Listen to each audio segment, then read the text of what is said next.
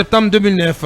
On reste dans les arcanes de la justice avec vous, Lincoln, pour nous intéresser à cet agent de FDS qui a été filmé à arme à la main en haute banlieue à l'occasion ou en marge d'une manifestation à l'appel du FNDC. Oui, il s'agit de Marji-chef Ibrahim Baldé. Il était à la barre hier. Ouais, dans le procès, l'audience s'est ouverte hier, lundi 19 juin, devant le tribunal de première instance de Dixine.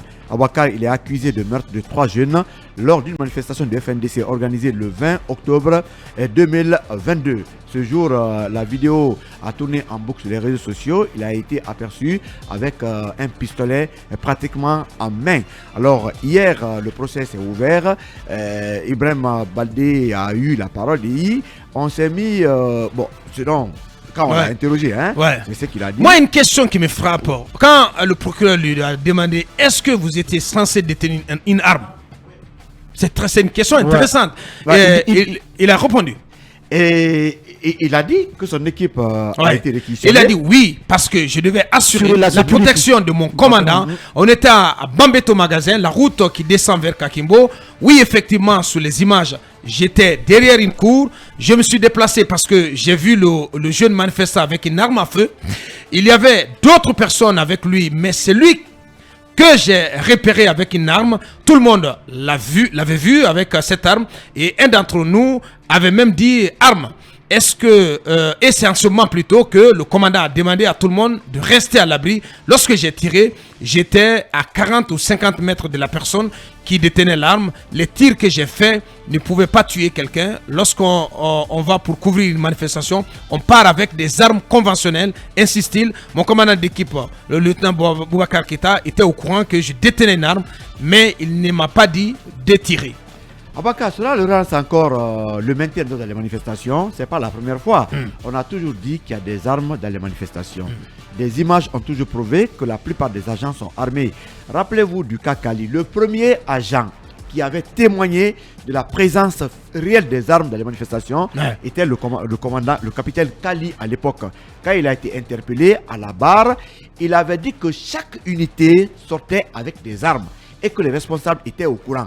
Lorsqu'il a fait la dénonciation, son procès a été accéléré et puis on l'a condamné rapidement pour ne pas que ça continue.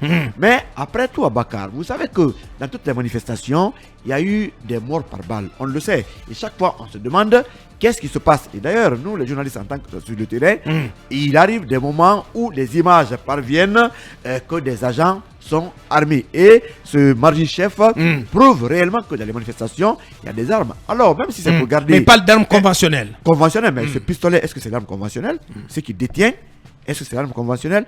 La grande question reste posée. Et en dépit de cela, vous savez qu'il y a eu beaucoup de morts par balle. C'est l'occasion d'interpeller tous ceux-là qui sont dans les manifestations et surtout d'interpeller les responsables sécuritaires qui mettent les agents sur le terrain. Parce qu'il est prouvé désormais que les gens ont des armes. Comment ils font pour avoir des armes? Ils dissimulent pour être sur le terrain. Ou qu'est-ce qu'ils font? Ou c'est une entente. Mais ils en sont dotés. Mais c'est ça aussi la réalité. Donc aujourd'hui, tout prouve que ces messieurs sont armés, le monsieur a l'arme.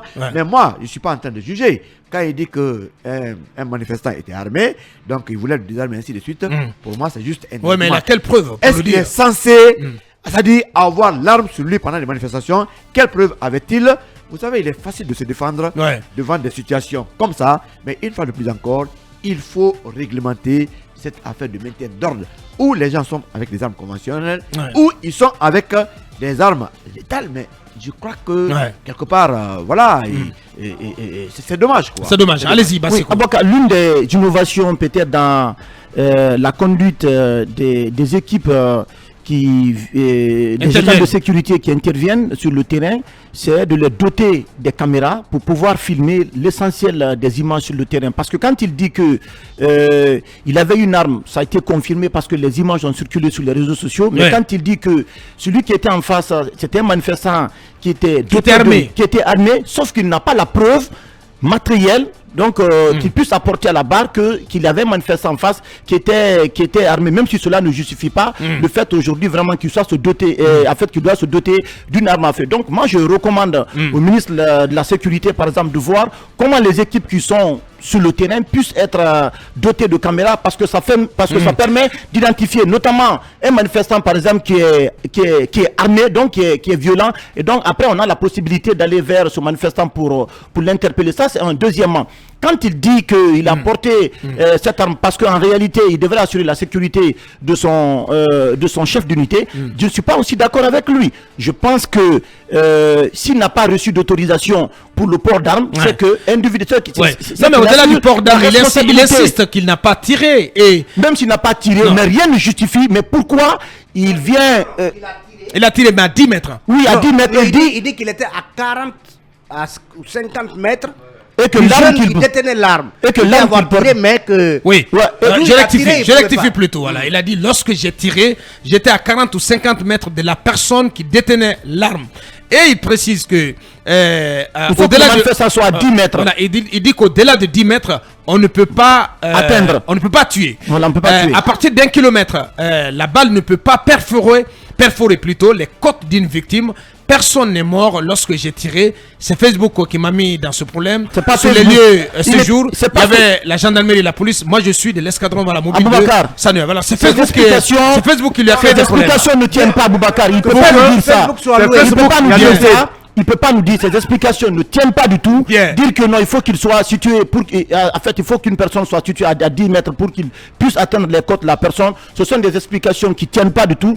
Ce qui est important dans ça... Qu'est-ce qui tient? Non, en fait, il faut qu'il y ait vraiment des spécialistes à la barre pour pouvoir vraiment confirmer ou infirmer les propos qu'il a tenus. Mais ce qui est important, c'est qu'on a quand même identifié un agent avec une arme à feu qui comparait. Voilà, je pense que c'est un début encourageant. Il y a d'autres personnes. Vous savez, les manifestants, les organisations de défense des droits humains ont tout le temps dénoncé qu'il y a des agents qui sont armés et qui vont sur le terrain. Qui interviennent sur le théâtre de maintien d'ordre. C'est vraiment un début encourageant et que toute personne désormais, tout agent qui est interpellé avec une arme va devoir s'expliquer devant une juridiction pour situer les responsabilités. Qu'en est-il du cas de cet homme qui a été vu lors d'une récente manifestation à l'appel des forces vives, qui était en civil, habillé en civil et qui détenait une arme on a appris qu'il avait été arrêté à un moment donné. Qu'en est-il de son sort? Est-ce que vous êtes informé ou pas? Je ne suis pas informé, mais s'agissant de ce mardi-chef, il dit qu'il est déployé pour assurer la sécurité de son commandant. Donc, il est garde du corps en fait. Il est garde du corps. La position à partir de laquelle il tirait, est-ce qu'il y avait le commandant derrière qui protégeait? Ça tient pas. Est-ce qu'il y avait le commandant, il protégeait? Au moment où il tirait là, il était en train de protéger son commandant. Parce qu'on l'a vu adossé au mur.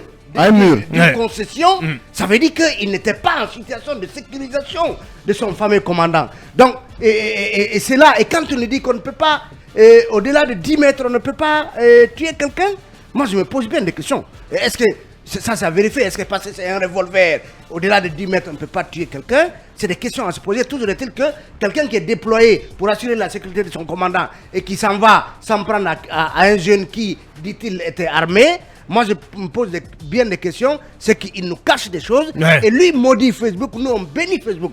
Parce que justement, si on ne l'avait pas filmé et mis ces images sur les réseaux sociaux, il serait en train de se promener librement. Et beaucoup d'autres, malheureusement, qui actionnent, qui tirent, n'ont pas été malheureusement filmés. Ce qui est quand même aussi sidérant, c'est que quand on se souvient que récemment il y a eu 7 morts à l'occasion d'une seule manifestation à l'appel des forces vives et depuis plus rien. Depuis plus rien. Une précision importante. Pas la moindre enquête. Plus rien. Une précision importante. L'agent en question a répondu à une autre question hier du parquet. Et il dit qu'il n'était pas le seul agent à disposer d'une arme sur le terrain. C'est une confirmation.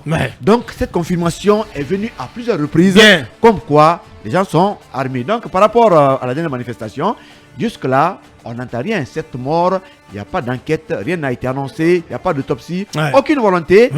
Mais pendant ce temps, ceux qui appellent à manifester sont poursuivis. Je crois que... C'est à quoi on était habitué auparavant. Quand Charles était PG, à son temps, Charles il annonçait des enquêtes, il parlait d'autopsie, etc. On parlait de restitution de corps, mais depuis qu'il est devenu garde des Sceaux, on n'entend plus rien. Allez, Très malheureusement, c'est ainsi va la Guinée. Allez, on marque la pause, parce qu'on est obligé donc d'être strict sur nos écrans. Nous a fait quelques reproches là-dessus. On revient dans quelques instants.